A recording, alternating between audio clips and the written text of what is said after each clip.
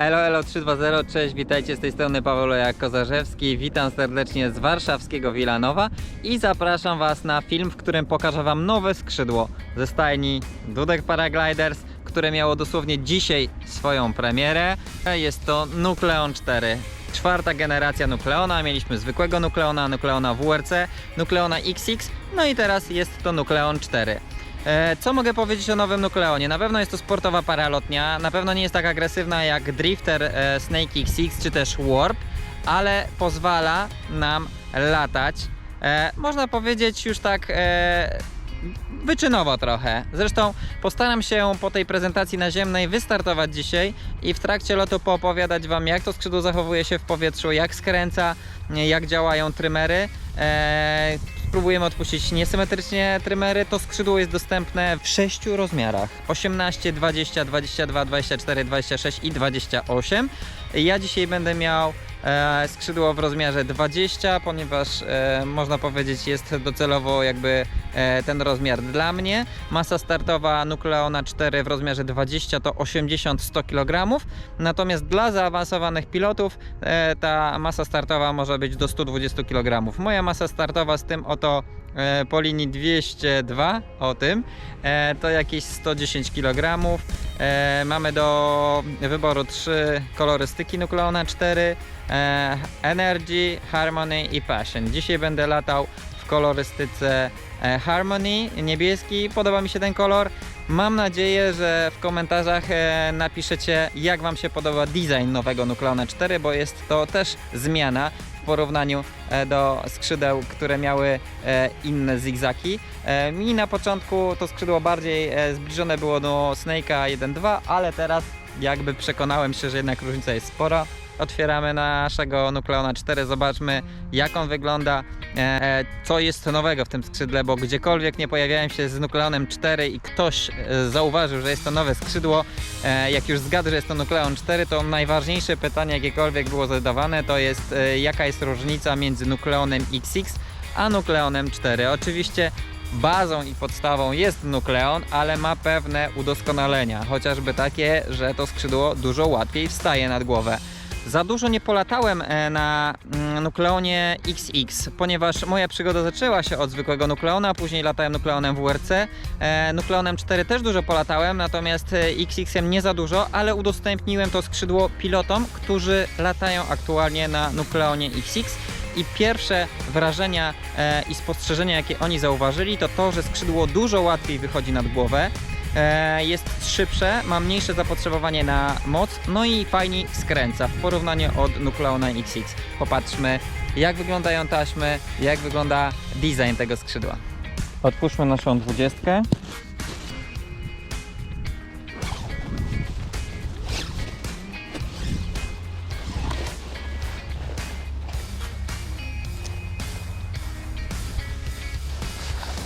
Muszę zamiast pokazywać Wam design tutaj na ziemi, wrzucę teraz parę ujęć z powietrza, a w tym czasie przygotuję skrzydło, więc Wy oglądajcie, jak to skrzydło wygląda, a ja przygotuję naszego Nucleona na ziemi.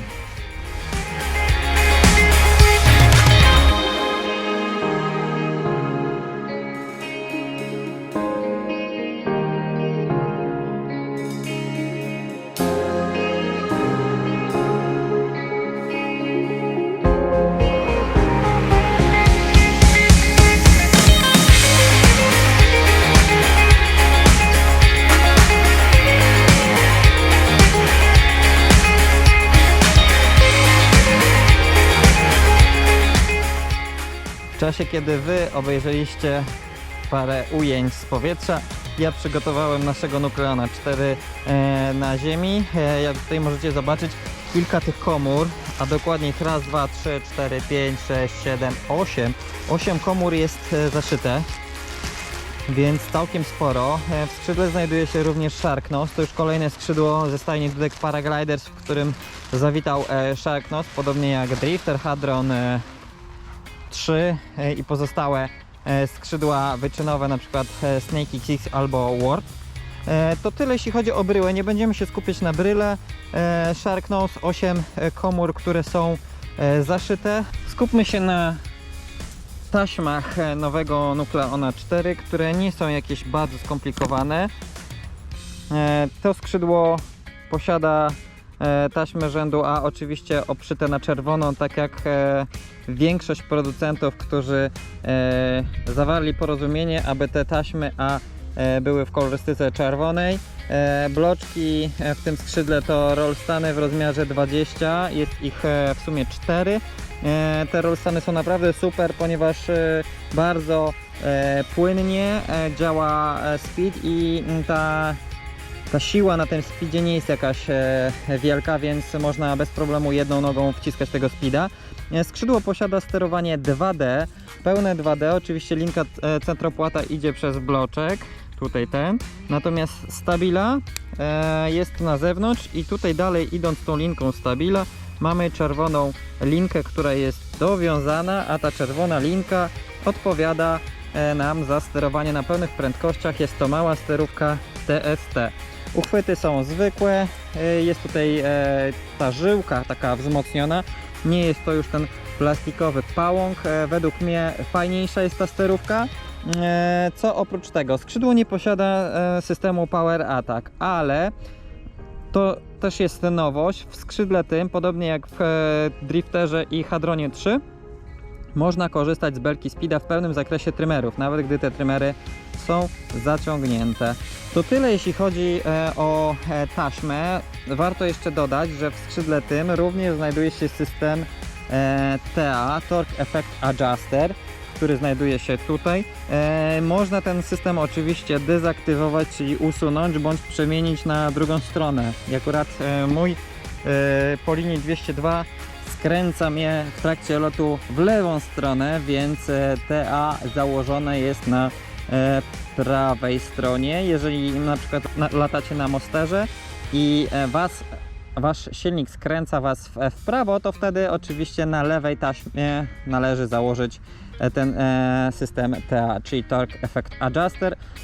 Dam wam filmik tutaj u góry, w którym pokazuję, jak poprawnie zakłada się taki system TA. Oczywiście w instrukcji od skrzydła również znajdziecie sposób, w jaki można zamontować system TA. To tyle. Myślę, że możemy bez problemu przygotować skrzydło do startu. Wystartujemy na Nucleonie 4 i wtedy zajmiemy się jego właściwościami lotnymi już w powietrzu. Postaram się wam opowiadać, jak to skrzydło się zachowuje, jak skręca, jak działają trymery, jak działa belka speeda. Polećmy w takim razie i zobaczmy, jak sprawuje się nasz nowy Nucleon 4 w powietrzu.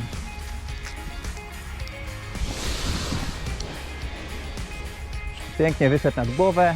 Ok, bierzemy napęd, ubieramy się, kask na głowę i lecimy.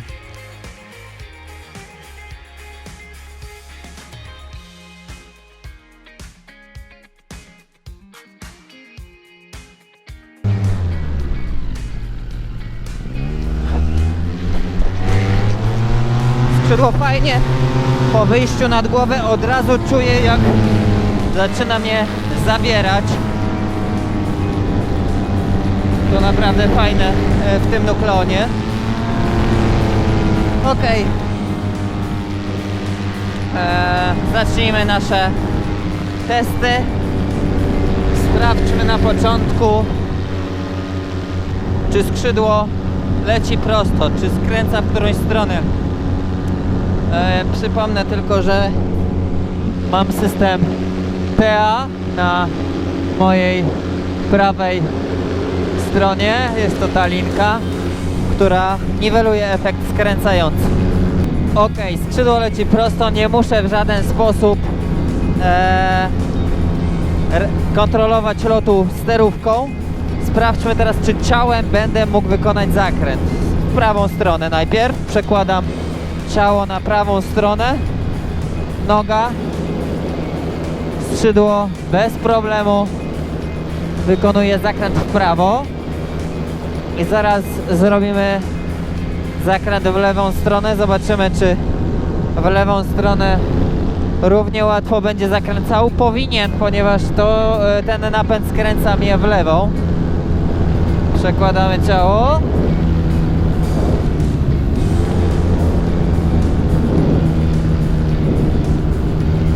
I również skręcamy w lewą stronę. Bez problemu samym ciałem możemy sterować. Ok. Złapmy teraz za sterówki. Sterowanie 2D, przypominam. Dla mnie te linki są zdecydowanie za długie. Ja lubię precyzyjnie ustawione sterowanie, ciasno. Tutaj tego nadmiaru jest dużo. Warto też zaznaczyć, że sterówka ma 3 punkty podwieszenia. Jest to i pierwszy punkt, drugi i trzeci. Ja mam na tym najwyższym w tej chwili, natomiast we wszystkich swoich skrzydłach zazwyczaj zmieniam ten punkt podwieszenia na środkowy. Jeżeli zmieniacie bloczek z najwyższego poziomu na niższy, to o tą odległość, o tą długość musicie wydłużyć linki, aby nie były za krótkie. No dobra, sprawdźmy, jak to skrzydło zakręca. Całkiem fajnie. Zróbmy parę wingoverów. Nie mam się tutaj do czego przyczepić. Naprawdę jak na sportowe skrzydło to jest na pewno agresywniejsze te sterowanie w porównaniu na przykład z reporterem. Jeśli chodzi tutaj o to sterowanie 2D, na dużej sterówce bez problemu można wykonać fajne zakręty. To skrzydło słucha się pilota. Przechodzi.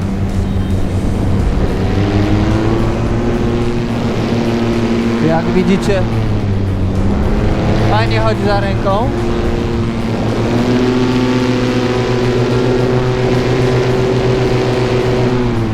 Ok. To już duża sterówka. Teraz sprawdźmy tą małą sterówkę, którą mamy tutaj bardzo nisko. Praktycznie tuż nad karabinkiem. Z jednej strony jest to bardzo duży plus, ponieważ kiedy latacie na napędach bądź wózkach z wysokim podwieszeniem i ten karabinek jest naprawdę bardzo wysoko, to bez problemu jesteśmy w stanie dosięgnąć do małej sterówki i wykonać zakręt. Zobaczcie, jak to skrzydło reaguje na małą sterówkę. Ono też mega fajnie, precyzyjnie skręca.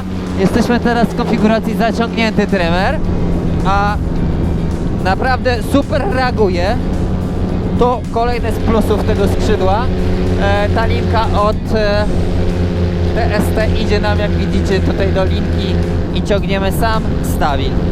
Dobra, użyjemy teraz belki Speeda, skoro mamy już małe sterówki w ręce. Przypominam, że jeżeli latacie na pełnych prędkościach, używamy tych małych sterówek TST. Jedną nogą wciskamy belkę Speeda. Bloczki się zeszły, przyspieszamy. Lecimy na wciśniętej belce Speeda, na zaciągniętych trymerach i bez problemu tą małą sterówką jesteśmy w stanie wykonać dość ciasny zakręt. Ok. Teraz odpuścimy trymery, zobaczymy, jak to skrzydło odpuszcza trymery. I teraz mała rada, uwaga dotycząca trymerów. Jeżeli latacie na takim skrzydle jak na przykład Warp, gdzie siły na trymerze są dużo większe i czasami słyszałem, że niektórzy piloci mają problem, żeby odpuścić trymer, ponieważ klamra bardzo mocno go trzyma. I w jaki sposób można rozwiązać ten problem? A mianowicie taki, że przed odpuszczeniem trymera, nawet jeżeli jest zaciągnięty, warto go dociągnąć delikatnie, ruszyć tą klamrę, z drugiej strony tak samo, dociągamy i teraz odpuścimy klamrę obydwie na raz. Lecimy, 3, 4, hop. Skrzydło przyspieszyło. Zaraz sobie sprawdzimy prędkości. Nie jest to tak dynamiczne przyspieszenie jak w skrzydle wyczynowym, takim jakby chociaż Warp. Oczywiście mała sterówka, belka Speeda dodatkowo. No tutaj już ta prędkość jest dużo większa. Czuć ją. Mam w tej chwili pod wiatr 62 km na godzinę. Zaczekamy chwilę, schowamy się za drzewami i wykonamy pomiar prędkości. Ja już wykonywałem te pomiary w innym z lotów, więc Prędkość minimalna tego skrzydła to 28 km na godzinę. Prędkość trymowa to 44-54 km na godzinę, natomiast maksymalna prędkość to 69 km na godzinę, oczywiście plus minus tolerancja 3 km na godzinę. Moja prędkość trymowa to była 46 km na godzinę, kiedy wykonywałem pomiary w bezwietrzu. Ok, mamy odpuszczone trymery, to teraz zrobimy test. Zaciągam trymer jednym ruchem, oczywiście można też na 2 ruchy. Tutaj mamy te magnesiki, które bez problemu łapią nam taśmę trymera. Spróbujmy teraz odpuścić trymer niesymetrycznie, czyli gdyby ktoś przez przypadek odpuścił jeden trymer, co się wydarzy? Dla porównania, takie skrzydło jak Dudek War automatycznie, bardzo agresywnie idzie w spirale. Natomiast jak zachowuje się nam Nukleon? Odpuszczamy prawą stronę. Poszła. Zaczęliśmy skręcać w lewą stronę oczywiście, bo prawa strona naszego skrzydła przyspieszyła. Latamy sobie w lewo. Spróbujmy przełożyć ciężar ciała w prawo. Troszeczkę zniwelowałem ten efekt skręcania. Ok, zaciągniemy sobie teraz trymer. Zaciągnąłem. Mamy zaciągnięty trymer. I teraz zrobimy to samo analogicznie, tylko lewy trymer odpuścimy i zobaczymy, czy to skrzydło również będzie się tak zachowywało. 3, 2, 1, jedziemy. Trymer odpuszczony, skrzydło zaczęło nam skręcać w prawą stronę, nie idzie w żadną spiralę. To sterowanie ciałem oczywiście troszeczkę nam pozwala kontrolować to skrzydło, ale jak widzicie, nie idzie to skrzydło w spirale. Latamy po prostu po kręgu bez wytracania wysokości. Ok, zaciągnijmy ten trymer. Ja teraz użyję dużej sterówki i będę korzystał z belki przyspieszacza. Tak jak wam wcześniej wspominałem, w tym skrzydle nie ma systemu Power Attack, ale można korzystać z belki przyspieszacza nawet gdy trymer jest zaciągnięty. Jeżeli znacie dobrze sterowanie 2D i macie doświadczenie, no to oczywiście przy nawet zaciągniętym trymerze ja będę korzystał z dużej sterówki. Pójdziemy trochę wyżej, zobaczymy jak to skrzydło się zachowuje.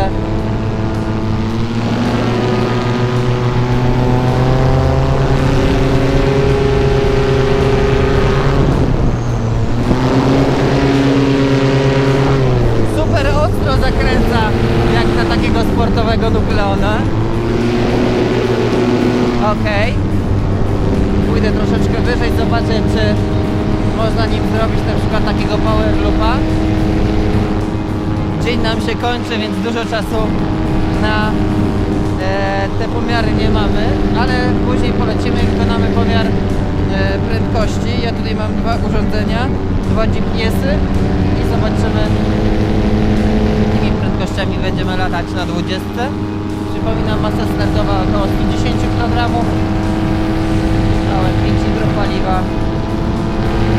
Sam ważę 68 kg plus do tego skrzydło i napęd Polinitor 202.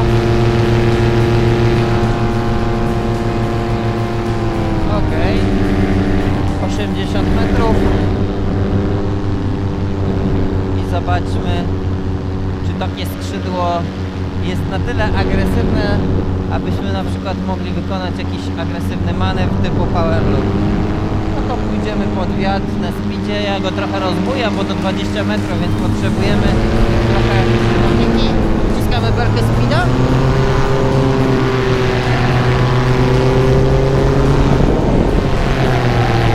Jak widzicie.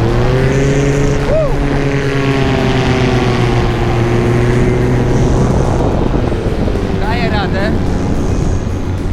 radę. Ostatnio zrobiłem loopa, ale było bardzo mało energii, doszło do delikatnego przyklapienia jednej ze stron, natomiast jak widzicie, nawet taki Nukleon pokazać może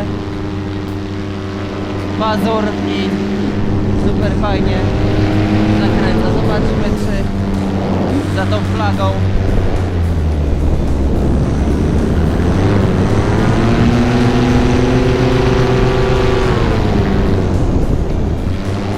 przejście przez strugi odświegowe są bardzo przyjemne, nie ma jakiegoś dużego szarpania. Zaraz wykonamy pomiary prędkości. Teraz przelatywałem przed swoją odświegową i było naprawdę całkiem sporo. Bardzo płasko, ale teraz przed swoją odświegową skrzydło delikatnie zapracowało, ale nic nie wydarzyło się, nie było nawet tendencji do podwinięcia. No dobra. Myślę, że nie ma co czekać, bo do zachodu jest 15 minut. Wykonamy próby. Schowam się za drzewami. Ten wiatr jest na tyle niewielki, że wykonam próbę, można powiedzieć, na zawietrznej, ale tej zawietrznej nie będzie dłużej. Powiało około 1 metra na sekundę. Nawet flaga, którą mam na startowisku, nie drgnęła teraz. No dobra, zobaczmy sobie tutaj za tymi drzewami, z jaką prędkością będziemy lecieć. Prędkość trymowa, czyli zaciągnięty trymer. 43 km na godzinę. 43, zobaczę jeszcze w drugą stronę. Wcześniej miałem więcej paliwa, więc ta prędkość była 46. 43 km na godzinę, taką mam prędkość aktualnie. 43 jest również na zegarku, więc 43 km na godzinę, prędkość trymowa nukleona 20. Teraz polecę troszeczkę wyżej, odpuszczę trymery.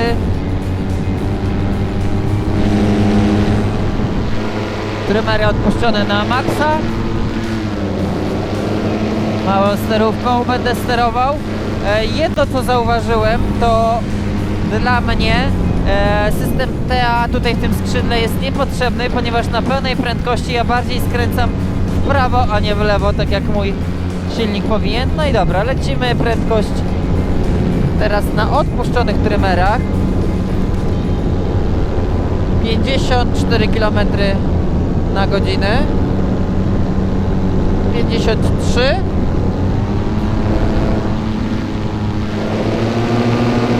Niestety na pełnej prędkości tutaj już ten zakręt jest dużo większy. Ok, i wykonajmy jeszcze jedną próbę w tą stronę. 52, 52, 54, 53. Około 53 km na godzinę taką mam prędkość na samych odpuszczonych trymerach. A teraz wdepnę belkę speeda i sprawdzimy, ile to skrzydło poleci na pełnej prędkości.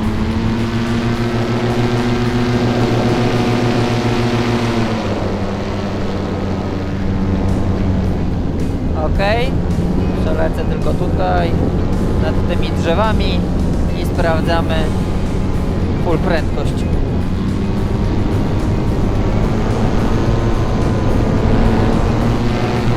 Obroty już są dużo większe.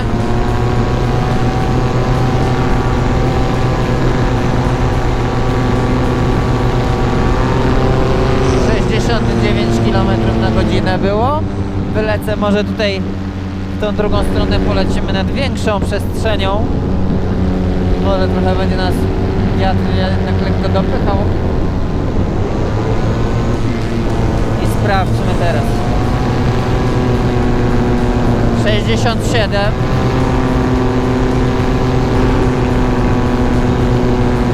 68, 67 km na godzinę to jest prędkość nukleona 20, oczywiście nukleona 4. I jeszcze jeden test prędkości wykonamy. Zobaczymy, z jaką prędkością to skrzydło lata, kiedy mamy wciśniętą belkę speeda, ale trymer jest zaciągnięty. To ostatni test przed naszym lądowaniem, bo już się zaczyna powoli ściemniać. Jest godzina 16:09, czyli 5 minut do zachodu. Okej. Lecimy.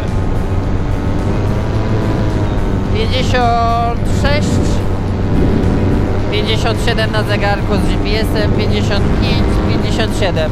Około 56 km na godzinę, taka jest prędkość tego skrzydła na wciśniętej belce speeda, ale z zaciągniętymi trymerami. Super działają to małe sterówki. Jeżeli na przykład ktoś nie potrzebuje trzymać dużej sterówki, to skrzydło naprawdę ekstra reaguje na małej sterówce.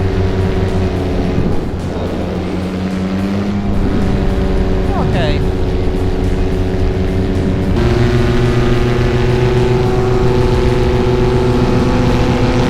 200 metrów i zobaczymy jak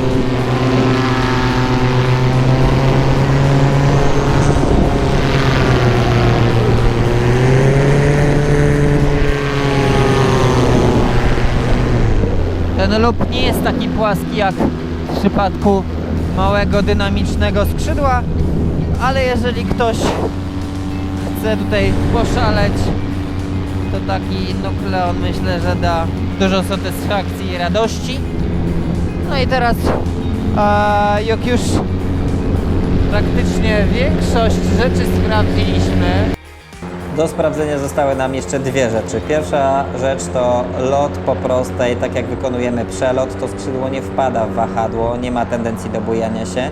Natomiast jeżeli chcemy skorygować kierunek lotu, to wystarczy się przechylić w lewą stronę bądź w prawą stronę, czyli zmienić środek ciężkości, przenieść ciężar ciała i to skrzydło będzie podążało za Wami.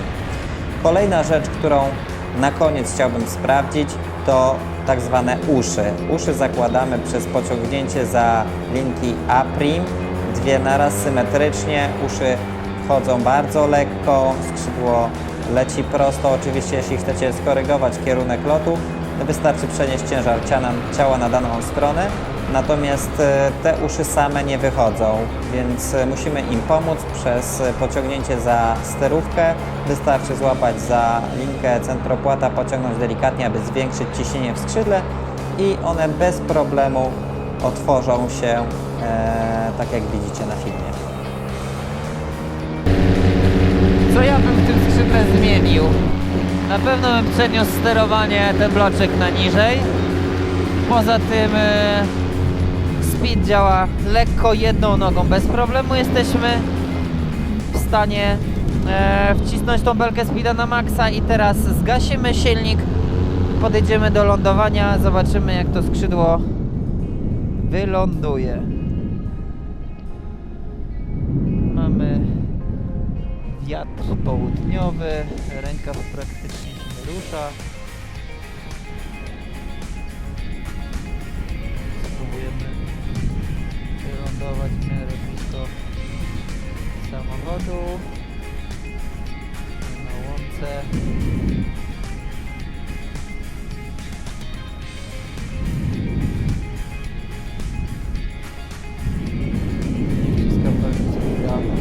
Tylko podchodzę do lądowania i teraz hamujemy bez problemu.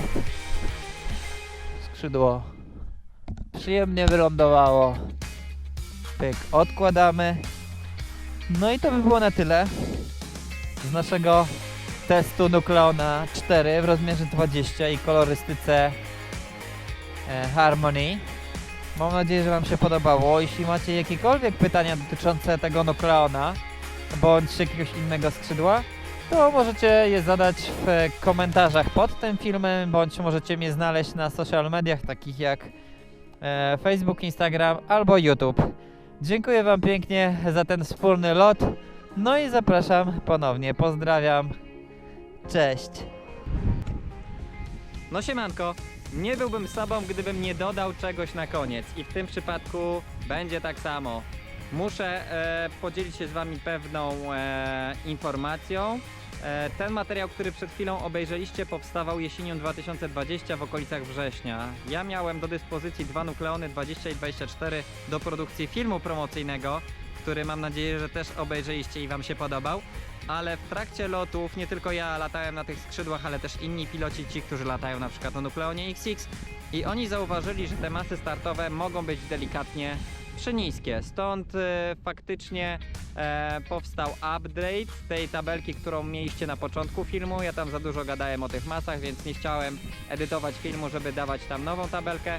Nowa tabelka z masami jest właśnie tutaj i możecie ją sobie przejrzeć. Te masy, które tutaj się znajdują, są aktualne dla tego skrzydła. Też sporo osób pytało mnie o to, co z tym Power Attackiem w Nukleonie 4, więc kolejny raz podkreślam, skrzydło nie posiada systemu Power Attack i nie ma możliwości jego zainstalowania w przyszłości, tak jak to miało miejsce z Nukleonem XX. Więc jeżeli ktoś chce latać systemem Power Attack, musi zakupić skrzydło Drifter, które jest też równie fajne, równie super lata. Natomiast mam nadzieję, że będzie Wam się podobał Nukleon 4, bo to naprawdę bardzo fajna paralotnia, super lata, fajnie skręca, bezpieczna, więc mam nadzieję, że przysporzy Wam wiele frajdy i będziecie zadowoleni. A jeśli podobał Wam się ten filmik, to możecie dać łapę w górę, skomentować, udostępnić albo napisać jakiś ciekawy komentarz. Ja ze swojej strony dziękuję Wam i pozdrawiam Was ze słonecznej, wiosennej Hiszpanii. Cześć!